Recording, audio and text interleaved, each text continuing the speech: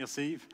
Donc, le projet, ça a consisté à faire un équipement complet d'entretien prédictif automatisé. Tout d'abord, du côté matériel, évidemment, sélectionner les bons capteurs, sélectionner les bonnes cartes d'acquisition, les bons ordinateurs, mais et surtout, faire un bon logiciel, créer un bon logiciel qui soit utilisable par à peu près tout le monde dans l'usine. Donc, un logiciel qui ne s'adresse pas seulement aux ingénieurs fiabilistes, mais aussi bien aux mécaniciens, mécaniciennes qu'aux opérateurs, opératrices. Donc, ici, vous pouvez voir le schéma d'architecture de la solution. Dans la partie de gauche, on voit ce qui est géré localement. Quand je dis localement, je veux dire non seulement au sein de l'entreprise, sans connectivité Internet, mais localement dans un même boîtier. Donc, la solution, plutôt que d'avoir différents capteurs installés sur les machines avec de grandes longueurs de fil qui amènent les signaux vers des salles de contrôle, eh bien, tout est intégré dans la solution qu'on a mis au point dans un seul boîtier. L'application mobile, web, PC, l'analyse des signaux, etc. Donc, c'est vraiment un système intégré. Mais, comme vous pouvez le voir dans la partie de droite, qui peut également utiliser Internet pour avoir des fonctionnalités supplémentaires, comme par exemple l'entretien prédictif de très haut niveau, parce qu'on peut en faire une partie dans le boîtier lui-même qu'on installe près de la machine, mais vous comprendrez que dans un petit ordinateur industriel, on a beaucoup moins de puissance de calcul que sur les serveurs de Microsoft, par exemple. Donc, la partie cloud, on l'utilise pour également faire du surveillance multi-équipement. Par exemple, si 2 ou 3 machines sont situées dans des usines distantes, eh bien, un tableau de bord de suivi en ligne permet d'avoir l'information regroupée à un seul endroit, ce qui est impossible lorsqu'on se sert seulement des fonctionnalités locales. Justement, parmi les fonctionnalités locales, on retrouve évidemment toute la gestion électronique des capteurs, capteurs de vibration, de température, également de lubrification, les alertes personnalisables par les utilisateurs et utilisatrices, les tableaux de bord temps réel, tableaux de bord historiques de type historien, ainsi que le premier niveau de prédiction, la prédiction locale. Et tout ça se fait à même le boîtier qui a été développé. Si vous permettez, voyons maintenant quels paramètres sont vérifiés maintenant sur la machine de Fab 3R. Tout d'abord, il y a le système de lubrification. Et je dois vous avouer que de bien monitorer ce système-là a présenté un certain défi qui nous a stimulé un peu dans notre créativité, parce que le réducteur dont Yves parlait est lubrifié grâce à de l'injection d'huile dans de l'air comprimé. C'est sûr que c'est un procédé qui a de grands avantages, entre autres le bon refroidissement du réducteur de vitesse, mais qui amène également ses inconvénients. Parce que dans ce type de réducteur, on injecte une quantité d'huile aussi minime que 60 gouttes d'huile à la minute. Donc, c'est très peu. Et ça a occasionné le fait suivant, c'est que très peu de capteurs sur le marché peuvent être installés présentement sur des lignes d'air comprimé pour vérifier l'exacte quantité d'huile requise pour le fonctionnement du réducteur. Donc, qu'est-ce qu'on a fait pour relever ce défi-là? C'est qu'on a installé un capteur de niveau du réservoir d'huile de récupération du réducteur. Hein, évidemment, ce qui rentre dans le réducteur en huile doit sortir également. Donc, c'est un capteur de niveau radar à ondes guidées de grande précision. On parle ici d'une résolution d'un demi-millimètre, hein, ce qui est quand même très, très bon. C'est un capteur, évidemment, qui est adapté là, aux produits pétroliers. Mais même avec la résolution de 0,5 mm, la hausse du niveau d'huile est tellement lente que notre capteur était incapable vraiment de vérifier cette hausse en temps réel. Donc, ce qu'on a fait pour contourner ce problème-là, c'est qu'on a mis une espèce de tampon de temps qui fait en sorte qu'on peut régler la période pendant laquelle le niveau monte avant d'émettre une alerte. Par exemple, si on règle à 5 minutes, bien, la lampe va sonner au bout de 5 minutes sans lubrification. Ça amène un autre défi dont je vais vous parler quand on va discuter de l'aspect monitoring de la température. Évidemment, quand on parle d'entretien prédictif, on parle d'analyse de vibration. Hein? Dans ce cas-ci, puisqu'il s'agit d'un réducteur de vitesse, les deux éléments essentiels à monitorer sont les roulements et évidemment les engrenages. Dans le domaine de l'analyse de vibration, on parle de haute fréquence pour bien monitorer ces valeurs-là. Donc, on parle d'environ 1,5 à 4 kHz. Donc, si on réussit à bien monitorer la vibration là, dans cette gamme de fréquences-là, ça nous permet de voir venir les bris à long terme, souvent au-delà de 3 mois, ce qui est quand même beaucoup.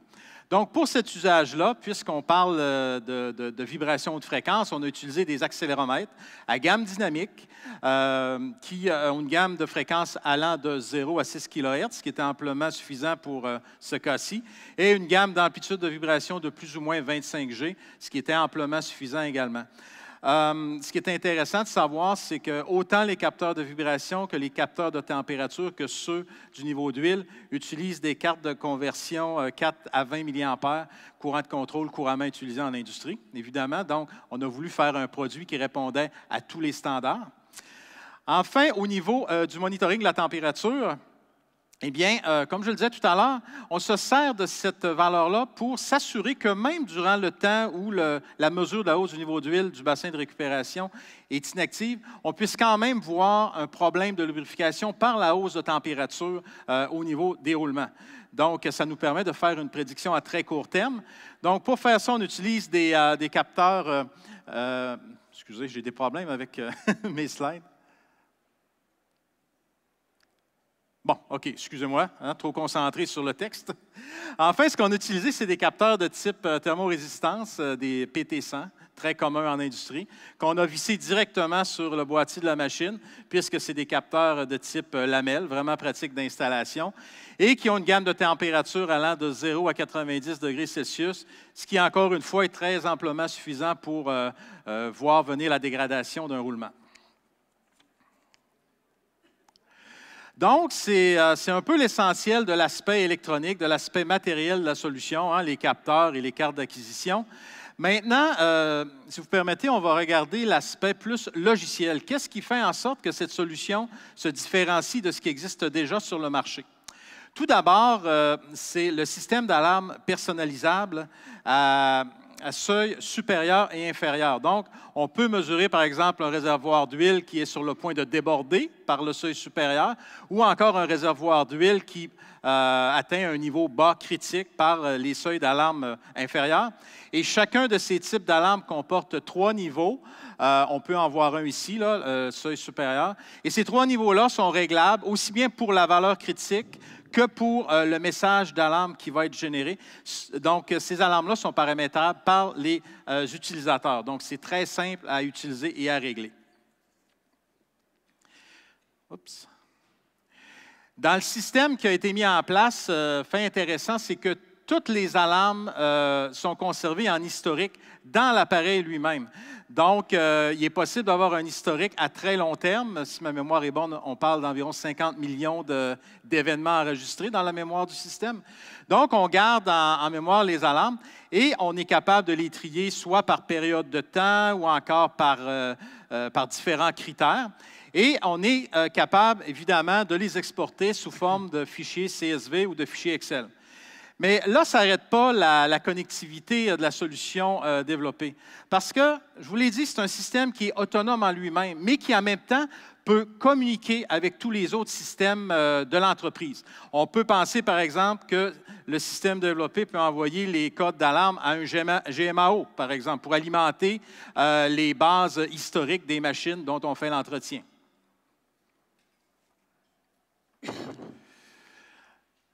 C'était pour l'aspect historique des alarmes. Maintenant, évidemment, il y a un historique des valeurs qui sont mesurées, hein, sans quoi ce serait un système relativement inutile.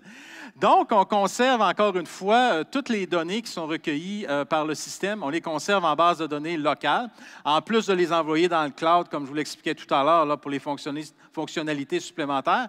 Donc, on les enregistre et on permet l'affichage de ces données-là dans des tableaux, sensiblement les mêmes tableaux que vous venez de voir pour les alarmes. Et également, on peut les afficher sous forme de graphique. Hein. C'est très, très important aujourd'hui d'avoir l'affichage graphique.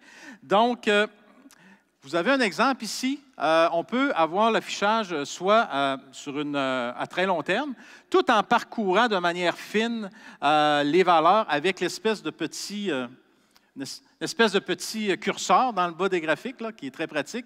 Également, on a tous les indicateurs clés d'ingénierie les plus utilisés, soit valeur maximale, valeur minimale, la moyenne, l'écart type, qui permettent vraiment d'avoir un bon feeling de ce qui s'est passé là, au niveau de la vibration, de la température ou encore de la lubrification.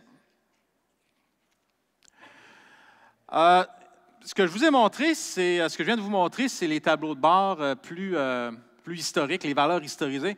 Mais également, on a mis en place un tableau de bord temps réel qui, lui, est utilisé principalement par les opérateurs et opératrices pour savoir comment se porte leur machine ici maintenant. Eux, ce n'est pas ce qui s'est passé il y a 6 mois avec la machine qui les intéresse, c'est vraiment maintenant comment elle se comporte. Donc, c'est pour ça qu'on a mis au point ce tableau de bord-là.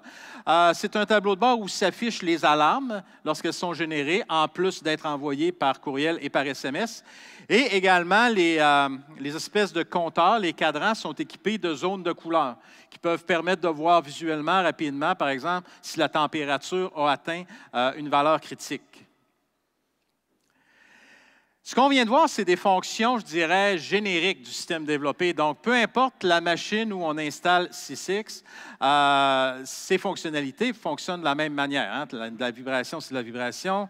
De la température, ça reste de la température. Mais au niveau du système de lubrification, je vous ai dit qu'on avait eu un bon défi à relever. Eh bien, ce défi-là, au niveau logiciel, on l'a développé sous forme de modules enfichables, si on veut, d'accord? Qu'on peut rajouter aux besoins de chacun, des besoins particuliers de chacun des clients. Comme dans le cas de Fab 3R, comme je vous le disais, on voulait voir le niveau d'huile dans le réservoir de récupération.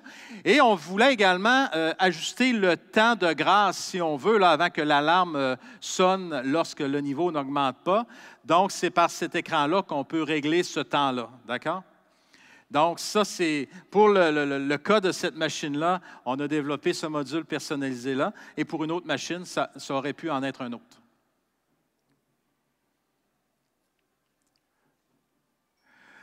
D'accord. Maintenant, bon, ce qu'on vient de vous présenter, c'est quelque chose qui existe déjà. Je veux dire, de l'analyse de vibration, on en fait déjà, quoique ce système-là, comme je vous l'ai dit, est indépendant en lui-même. Ce n'est pas un grand réseau d'entretien prédictif.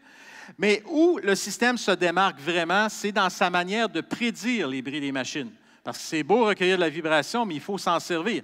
Et de manière traditionnelle, pour le faire, on a besoin souvent d'ingénieurs fiabilistes ou encore de techniciens très qualifiés pour être capables de faire des prédictions. Donc, ce qu'on a fait dans le cadre de ce projet-là, c'est qu'on a automatisé tout ce processus de prédiction-là. Donc, la manière qu'on l'a fait, grosso modo, c'est qu'on a mis en place des algorithmes d'intelligence artificielle qui sont capables de prévoir le temps avant que le niveau global de vibration d'un roulement, par exemple, atteigne un seuil soit d'avertissement ou soit d'alarme critique. Dans un premier temps, comment ça fonctionne? On se sert des valeurs de la norme ISO 10816 qui fixe les seuils de base en analyse de vibration. Et par la suite, en voyant le comportement de la machine, en voyant sa tolérance à la vibration, évidemment, on peut modifier ces seuils de prédiction-là de manière, encore une fois, très simple, sans même avoir besoin d'informaticiens. Ça, c'est un bon point parce qu'ils sont rares. Bon, du prédictif, on entend parler. Automatisé, on commence à en entendre parler, mais cette fonctionnalité-là, à ma connaissance, c'est quand même extrêmement rare. C'est qu'en plus de prévoir la durée de vie restante de la machine, le système est en mesure de prédire quel composant de la machine va occasionner le bris et quel type de bris ce composant-là va subir. La manière dont on fait ça, je vous rassure, ce n'est pas de la magie. En fait, ce qu'il faut savoir, c'est qu'une vibration de machine comporte une multitude de vibrations différentes, ayant chacune une vibration particulière, une fréquence particulière. Et chacune de ces fréquences-là est associée à un composant précis de la machine et à un type d'usure ou de bris de ce composant-là. Par exemple, si on prend un engrenage de 11 dents dont on veut mesurer l'usure, eh bien, la règle est que la vibration associée à l'usure de cet engrenage-là va avoir une fréquence de 11 fois le nombre de dents, 11 fois la vitesse de rotation de l'arbre de l'engrenage. Donc, c'est sensiblement ce que le système fait pour les composants les plus à risque de la machine. Évidemment, il y aura toujours un cas qu'on va être incapable de prédire. Hein? Il y aura toujours là, le fameux 20 là, on peut prédire 80 des bris, mais il restera toujours le 20 que le système peut avoir la difficulté à prédire. C'est pour ça que dans la solution qui a été développée, on a fourni à FabTower une application d'analyse de vibration standard, donc qui permet de se brancher directement sur les cartes d'acquisition pour aller faire de l'analyse de vibration de manière standard, de l'analyse fréquentielle. Enfin, là, tout ce qu'on fait traditionnellement dans les écrans là, des salles de contrôle au niveau de l'entretien prédictif. Donc, on a quand même laissé cette option-là pour les cas très particuliers qui peuvent quand même se présenter.